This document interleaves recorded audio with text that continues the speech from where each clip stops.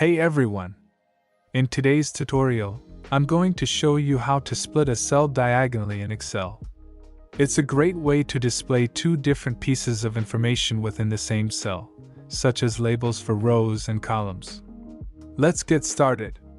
First, open your Excel worksheet and select the cell that you want to split diagonally. Right-click on cell and select Format Cell.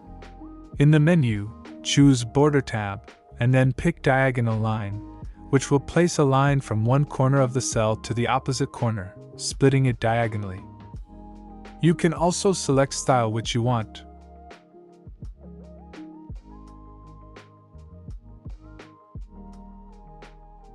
Now that we've added the diagonal line, let's add some text. To add text on separate lines, press Alt-Enter on your keyboard.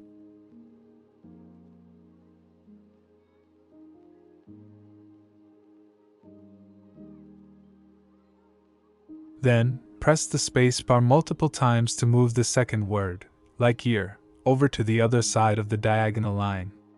Keep pressing the space bar until it looks aligned with the diagonal.